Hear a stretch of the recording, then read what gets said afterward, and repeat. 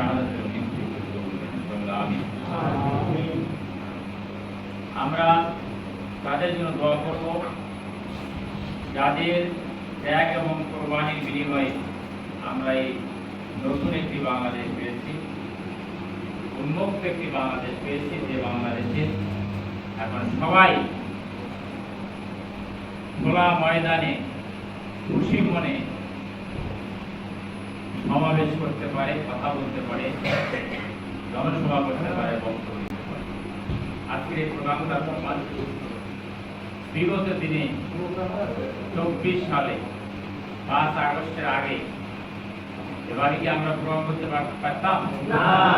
সম্ভব ছিল না। সম্ভব ছিল না। এই পরিবেশ ফিরিয়ে আনার জন্য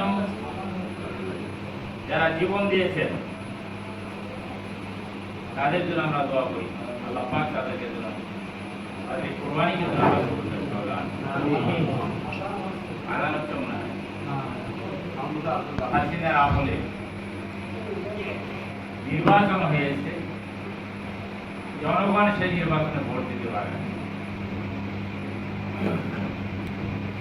আপনাদের খেয়াল আছে 2014 সালের নির্বাচন, 18 নির্বাচন এবং 2023 সালের নির্বাচন।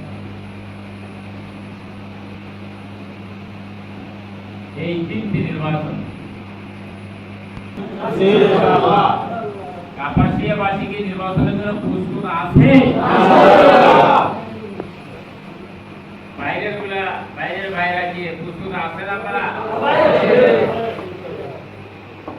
এই প্রস্তুত থাকতে হবে, প্রস্তুতি নিতে হবে। সময় একেবারে কম। সম্মানিত ভাইরা আমার, আমরা আশা করি সামনের যে নির্বাচন হবে